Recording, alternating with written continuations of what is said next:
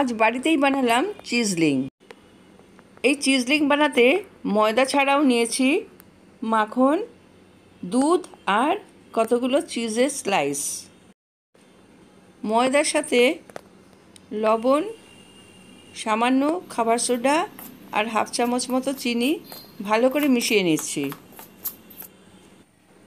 এরপর 3-4 চামচ গলানো মাখন দিয়ে দিলাম। এই মাখন দিয়ে খুব ভালো করে আমি শুকনো ময়দাটা মেখে নিচ্ছি। এরপর শুকনো ময়দা মুঠ করে দেখে নিচ্ছি ময়ান ঠিকমতো হয়েছে কিনা। দেখলাম ঠিকঠাক মতোই ময়ান হয়েছে। এবার দুধ গরম করতে বসিয়েছি, তার মধ্যে 3টে চিজের স্লাইস দিয়ে দিলাম। দিয়ে দুধটা আমি গরম করে নিচ্ছি যাতে চিজগুলো সমস্ত গলে যায়। ভালো করে চিজ আমি দুধের সাথে মিশিয়ে নিচ্ছি।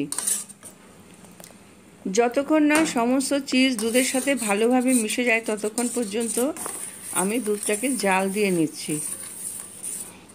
এবার দুধটাকে ঠান্ডা করে ময়দার মধ্যে দিচ্ছি। এটা দিয়েই আমি ময়দাটা মেখে নেব।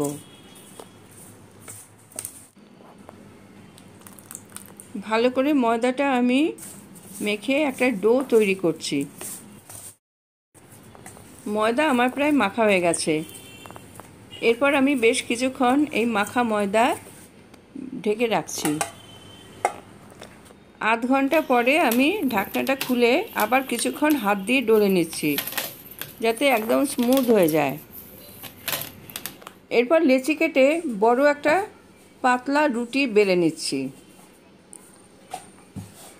রুটিটা আমার বেলা হয়ে গেছে, এরকম পাতলা করেই বেলে নিয়েছি।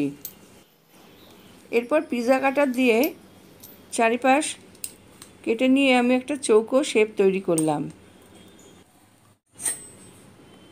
এরপর পিৎজা কাটার দিয়ে আমি ছোট ছোট পিস করে নিচ্ছি। যেমনভাবে নিমকি বানাই ওই রকমভাবেই, কিন্তু সাইজটা ছোট। এভাবে আমি সমস্ত রুটিটা কেটে নিলাম। এরপর সাদা তেল গরম করে নিয়েছি।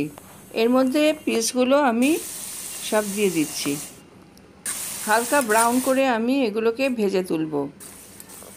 মাঝারি আঁচে আমি এগুলো ভেজে নিচ্ছি। সুন্দর একটা ব্রাউন রং এসে গেছে। এবার আমি এগুলোকে তুলে নিচ্ছি। ঠান্ডা হলে একটা ভেঙে দেখছি যে ঠিকমতো ক্রিস্পি হয়েছে কিনা। এইভাবে বাকি চিজলিং আমি ভেজে নিলাম। সবগুলো ভাজা হয়ে গেছে। এবার আমি সব তুলে নিয়েছি। এই চিজলিং যেমন সুস্বাদু হয়েছে সেরকম মুচমুচে হয়েছে আর স্বাদটাও দারুণ হয়েছে। আশা করি আমার এই রেসিপিটা আপনাদের ভালো লাগবে।